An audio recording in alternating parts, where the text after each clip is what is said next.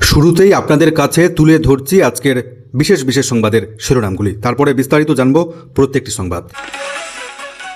তোলাবাজির মধুতে আসক্ত একাধিক বিজেপির বিধায়ক, দিলীপ ঘোষের কাঠগড়ায় বিজেপির একাধিক বিধায়ক।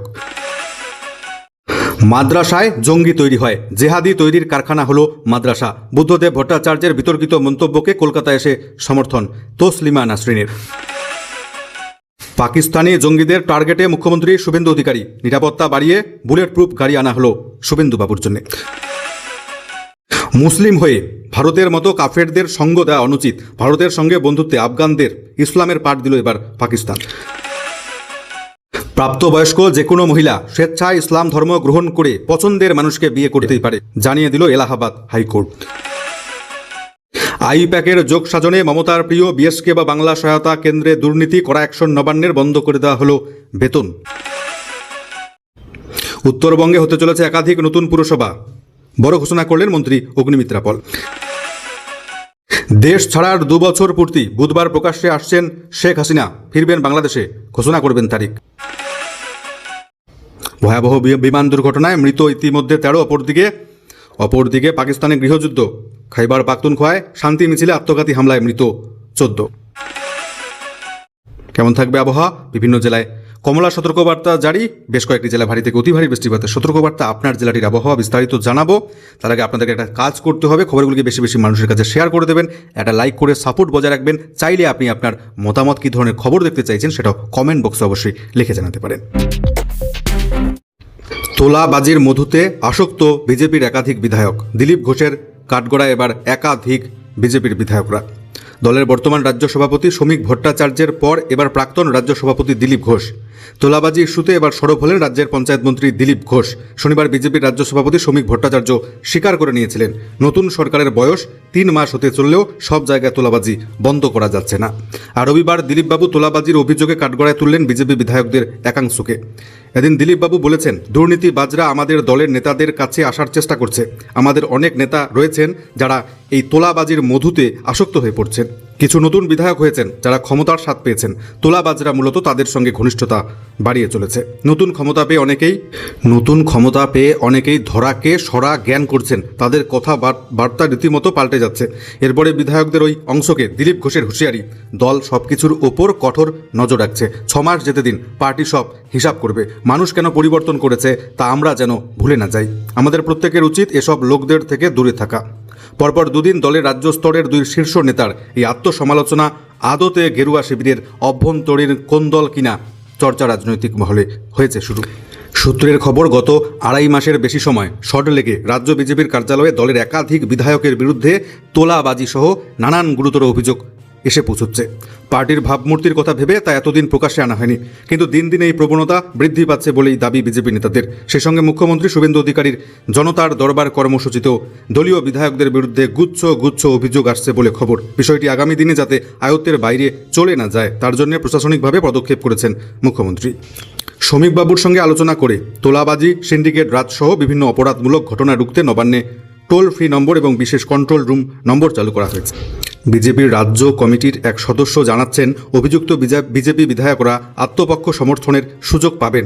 সেখানে অভিযোগ খণ্ডন করতে না পারলে শৃঙ্খলা ভঙ্গ সহ দলীয় সংবিধান মেনে কঠোরতম ব্যবস্থা নেওয়া হবে তাদের বিরুদ্ধে। পুজোর আগেই তা করবার চেষ্টা চলছে। মাদ্রাসায় জঙ্গি তৈরি হয়, প্রাক্তন মুখ্যমন্ত্রী বুদ্ধদেব ভট্টাচার্যের ওই মন্তব্যকে সমর্থন করলেন তসলিমা নাসরিন।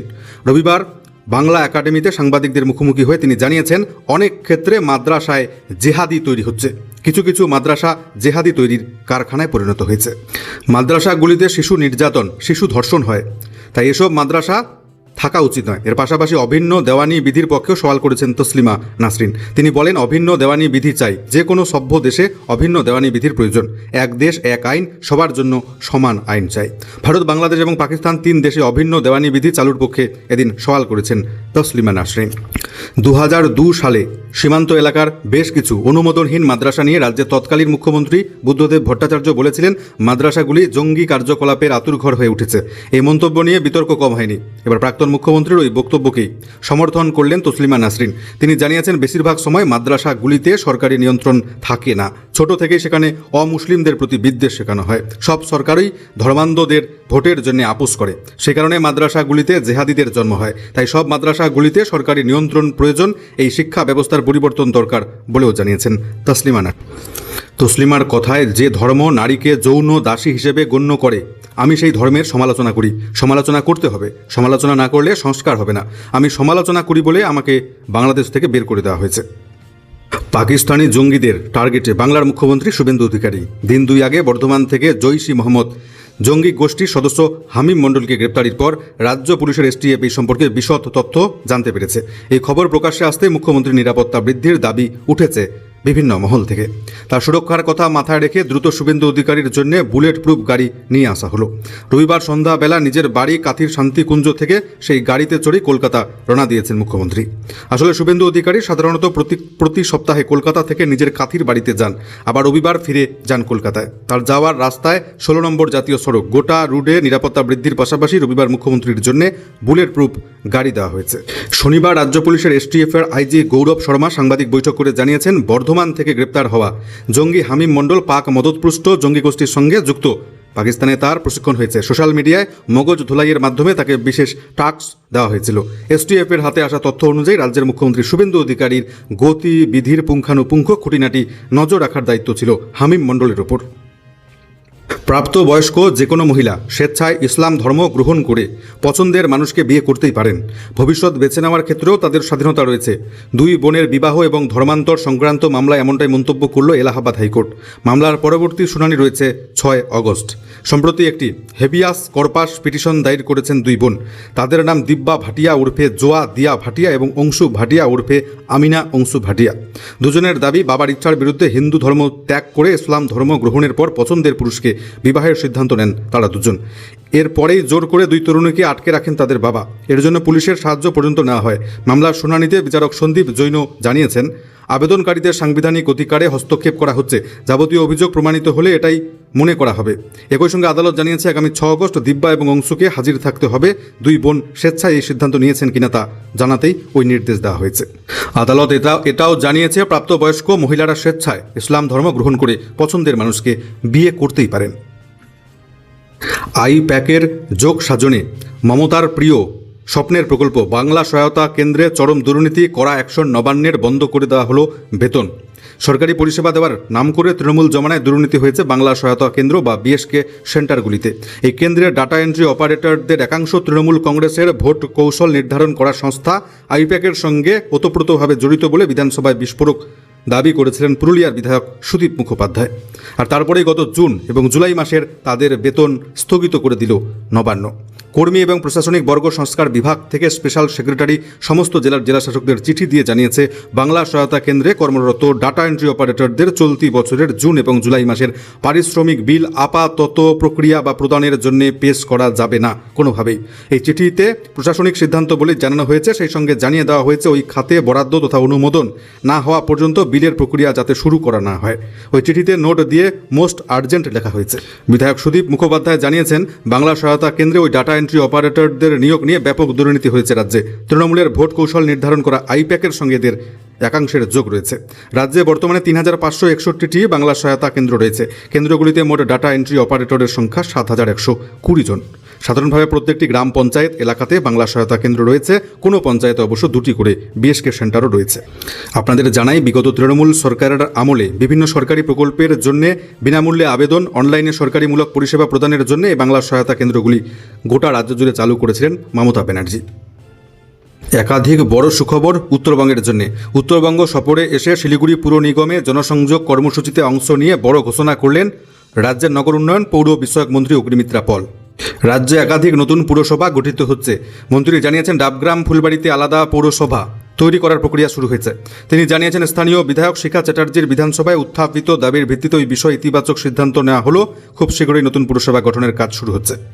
শিলিগুড়িকে হিমালয়ান সিটি তথা আধুনিক স্মার্ট নগর হিসেবে গড়ে তোলার পরিকল্পনা রয়েছে রাজ্য সরকারের। তার দাবি, এই প্রকল্প বাস্তবায়িত হলে শিলিগুড়ি উত্তর পূর্ব ভারতের অন্যতম গুরুত্বপূর্ণ বাণিজ্যিক কেন্দ্র হিসেবে আরও বিকশিত লাভ করবে। কোচবিহারের উন্নয়নে প্রায় 30 কোটি টাকার প্রকল্প নেওয়া হলো। পাশাপাশি কোচবিহারকে স্মার্ট সিটি হিসেবে গড়ে তোলার পরিকল্পনা রয়েছে। দার্জিলিং, কালিম্পং, শিলিগুড়ি অন্যান্য গুরুত্বপূর্ণ শহরে যানজট কমাতে মাল্টি লেভেল পার্কিং নির্মাণ করা হচ্ছে। পাশাপাশি শিলিগুড়িতে চালু হচ্ছে অ্যাপ ভিত্তিক অনলাইন পার্কিং ব্যবস্থা। 1 সেপ্টেম্বর থেকে ব্যবস্থা কার্যকর হবে। সব পার্কিং হবে বৈধ, নিয়ন্ত্রিত। পার্কিং কর্মীদের নির্দিষ্ট ইউনিফর্ম পরিচয়পত্র দেওয়া হবে। এছাড়াও শহর পরিচ্ছন্ন রাখতে 1 সেপ্টেম্বর থেকে শিলিগুড়ি রাস্তায় ময়লা থুতু ফেললে 200 থেকে 400 টাকা পর্যন্ত আর্থিক জরিমানা করা হবে বলেও জানিয়েছেন অগ্নিমিত্রা পল। বজ্র ব্যবস্থাপনায় বড় পদক্ষেপ হিসেবে শিলিগুড়ি এবং জলপাইগুড়িতে ভারত পেট্রোলিয়ামের সহযোগিতায় আধুনিক বজ্র প্রক্রিয়াকরণ প্রকল্প গড়ে তোলা হবে। উত্তরবঙ্গের প্রত্যেকটি শহরে আধুনিক বাস স্টপ নির্মাণের পরিকল্পনার কথাও তিনি জানিয়েছেন। সেখানে ডিজিটাল বিজ্ঞাপন ব্যবস্থা থাকবে, যার মাধ্যমে আয় হবে সরকারের। পাশাপাশি থাকবে মোবাইল চার্জিংয়ের সুবিধা, বাসের রিয়েল টাইম তথ্য, যাত্রীদের বসার ব্যবস্থা, বাস স্টপের দুপাশে হ্যাঙ্গিং গার্ডেন থাকবে।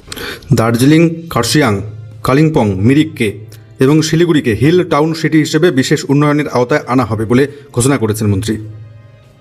বাংলাদেশ ছাড়ার 2 বছর পূর্তি বুধবার প্রকাশ্যে আসছেন বাংলাদেশের প্রাক্তন প্রধানমন্ত্রী শেখ হাসিনা। বাংলাদেশে ফেরার কথা আগে ঘোষণা করেছিলেন। এবার দিল্লির গোপন বাসভবন ছেড়ে প্রকাশ্যে আসছেন শেখ হাসিনা। আগামী বুধবার দিল্লির দক্ষিণ এশিয়া ফরেন করেসপন্ডেন্টস ক্লাবে সাংবাদিক সম্মেলন করবেন বাংলাদেশের প্রাক্তন প্রধানমন্ত্রী। সূত্রের খবর, 5ই আগস্ট ক্লাবের স্যার মার্ক টুলি অডিটোরিয়ামে সন্ধ্যে 6টা থেকে 7:30 পর্যন্ত এই সাংবাদিক সম্মেলন হচ্ছে। সেখানে শেখ হাসিনা তার ভবিষ্যৎ পরিকল্পনা এবং বাংলাদেশ ফেরার বিষয়ে কথা বলতে পারেন বলে মনে করা হচ্ছে। ঘটনাচক্রে 2 বছর আগে 5 আগস্টই বাংলাদেশ ছেড়ে ভারতে এসে আশ্রয় নিয়েছিলেন শেখ হাসিনা। তাই ওই দিনই তার সাংবাদিক সম্মেলন যথেষ্টই তাৎপর্যপূর্ণ বলে মনে করা হচ্ছে। আগামী সেপ্টেম্বর দিল্লিতে ব্রিক্স সম্মেলন অনুষ্ঠিত হচ্ছে। সেখানে অংশ নেওয়ার জন্য বাংলাদেশের প্রধানমন্ত্রী তারেক রহমানকে আমন্ত্রণ জানিয়েছে ভারতের প্রধানমন্ত্রী নরেন্দ্র মোদী। বাংলাদেশ সরকার জানিয়েছিল ওই আমন্ত্রণ তারা খতিয়ে দেখছে। কয়েকদিন আগে ভারতের বিদেশ মন্ত্রকের তরফেও সংসদীয় স্ট্যান্ডিং কমিটিকে বলা হয়েছে হাসিনাকে প্রত্যার্পণের বিষয়ে বাংলাদেশের আবেদন খতিয়ে দেখা হচ্ছে। জল্পনা চলছিল ভারত শেখ হাসিনাকে বাংলাদেশে ফেরানোর বিষয়ে ইতিবাচক পদক্ষেপ করলে তারেক রহমান দিল্লিতে ব্রিক্স সম্মেলনে যোগ দিতে আসবেন। হাসিনার আমন্ত্রণ পত্রে লেখা হয়েছে দেশে ফেরার আগে ওই সাংবাদিক সম্মেলন। এর ফলে জল্পনা তুঙ্গে যে সব পক্ষের ব্যাক চ্যানেল আলোচনার পর ঠিক হয়েছে ভারত হাসিনাকে ফেরত পাঠাচ্ছে। এই বার্তা না দিয়ে হাসিনাই স্বেচ্ছায় দেশে ফিরছেন, এই বিষয়টি তুলে ধরা হবে। সাংবাদিক সম্মেলনের আমন্ত্রিতদের তালিকা হাসিনা পুত্র সজীব ওয়াজেদ জয়, বাংলাদেশের প্রাক্তন শিক্ষামন্ত্রী মহিবুল হাসান চৌধুরী, প্রাক্তন ক্রিকেটার সাকিবুল হাসান সহ বেশ কয়েকজন মানবাধিকার কর্মী এবং প্রাক্তন কূটনীতিকের নাম রয়েছে। বুধবার কি দেশে ফেরার নির্দিষ্ট তারিখ ঘোষণা করবেন শেখ হাসিনা, তা নিয়ে প্রবল কৌতূহল তৈরি হয়েছে আন্তর্জাতিক মহলে। মর্মান্তিক ভয়াবহ বিমান দুর্ঘটনা। পেরুর নাচকা শহরের কাছে ভয়াবহ দুর্ঘটনা। ঘটনায় প্রাণ হারিয়েছেন মোট 13 জন। জানা গিয়েছে পর্যটকদের নিয়ে নাচকা লাইন্স ঘুরে দেখানোর জন্য আকাশে রওনা দিয়েছিল বিমানটি, কিন্তু উড়ানের কিছু সময় পরেই সেটি একটি মাঠে ভেঙে পড়ে। বিমানের মধ্যে 11 জন বিদেশি পর্যটক এবং 2 জন ক্রু সদস্য ছিলেন বলে জানা গিয়েছে। মৃত পর্যটকদের মধ্যে রয়েছে 2 জার্মান, 2 স্প্যানিশ এবং 7 ইতালিয়ান নাগরিক। দুর্ঘটনাগ্রস্ত বিমানটি পেরুর বেসরকারি সংস্থা অ্যারোডিয়ানার বিমান ছিল। অপরদিকে চরম অশান্তি ভারতের প্রতিবেশী রাষ্ট্র পাকিস্তানে। এবার খাইবার পাখতুনখোয়া প্রদেশে পুলিশকে লক্ষ্য করে একটি শান্তি মিছিলের মধ্যে আত্মঘাতী জঙ্গি হামলা। এই ঘটনায় কমপক্ষে 13 জনের মৃত্যু আর 20 জন আহত। ভয়ঙ্কর বিস্ফোরণের ভিডিও ভাইরাল হয়েছে সোশ্যাল মিডিয়া, যা দেখে শিউরে উঠছে নেটিজেনরা। সূত্রের খবর, সওয়াদ জেলার একটি শহরে শান্তি মিছিল চলছিল, তখনই বিস্ফোরণ ঘটানো হয়। প্রাথমিকভাবে মনে করা হচ্ছে আত্মঘাতী হামলা হয়েছে, যদিও এখনও পর্যন্ত হামলার বিষয়টি প্রশাসনিক স্তরে কিছু বলা হয়নি। জানা গেছে স্থানীয় আদিবাসী কাউন্সিল সওয়াত আমান জিরগা ওই শান্তি মিছিলের আয়োজন করেছিল। গত কয়েক মাস ধরে সেখানে হিংসার ঘটনা লেগেই রয়েছে।